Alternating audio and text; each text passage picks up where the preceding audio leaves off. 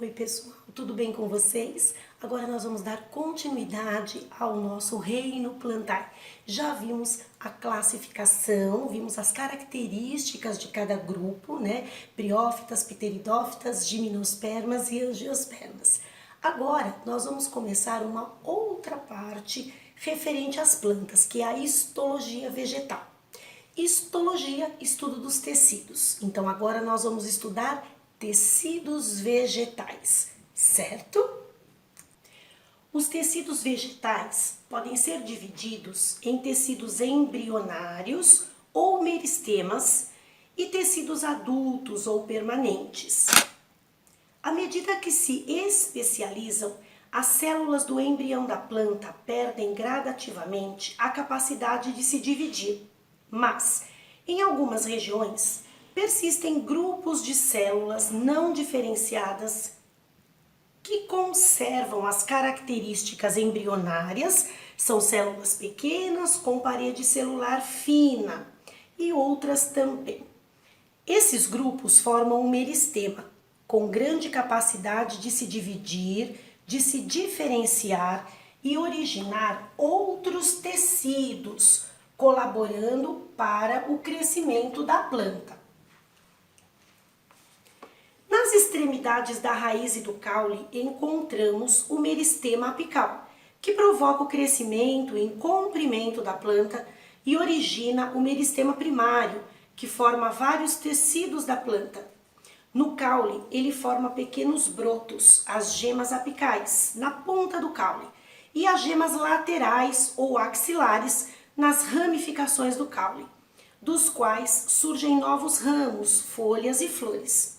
O meristema da ponta da raiz é protegido por um capacete de células, que nós chamamos de coifa ou calíptra. A parte inferior desse meristema repõe as células da coifa à medida que elas se desgastam. Por isso, ele se chama caliptrogênio. No caule e na raiz, a atividade dos meristemas apicais origina um conjunto de meristemas primários, que por sua vez formam os tecidos primários vegetais. São meristemas primários a protoderme, que origina a epiderme, tecido protetor que reveste o vegetal. O procâmbio, que se diferencia nos tecidos condutores, de seiva, localizados no interior da raiz e do caule. E o meristema fundamental produz os demais tecidos da planta, responsáveis pela sustentação, pela fotossíntese, pelo armazenamento de substâncias e etc. A maioria das monocotiledôneas são aquelas plantas que têm apenas um cotilédone na semente, como o milho, o arroz, o trigo e etc. Possui apenas meristema primário. O tipo de crescimento produzido pelo meristema primário é chamado de crescimento primário. Os tecidos formados pela multiplicação e diferenciação do meristema primário constituem a estrutura primária da planta. Agora a gente vai ver meristemas secundários. Responsável pelo crescimento em espessura, que é o crescimento secundário, o meristema secundário ele está localizado no interior do caule e da raiz das gimnospermas, da maioria das eudicotiledôneas, que é o algodão, o mamão, a maçã, a laranja, e de algumas monocotiledôneas que formam arbustos. Ele se divide em felogênio, localizado na parte mais externa do caule da raiz. Forma células de preenchimento e de reserva, que se chama feloderma, e células de proteção, que é o súber, que substituem aí a epiderme.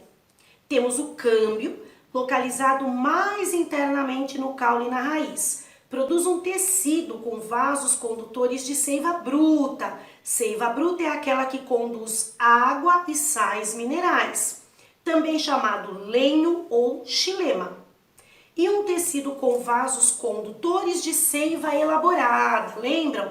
Seiva elaborada é aquela que conduz, que transporta substâncias orgânicas, chamado de líber ou floema. Os tecidos derivados da multiplicação e diferenciação desse meristema formam a estrutura secundária do vegetal. Bom, pessoal, terminamos aqui a parte dos meristemas, dos tecidos embrionários. Na próxima aula a gente vai ver os tecidos adultos ou permanentes. Até lá!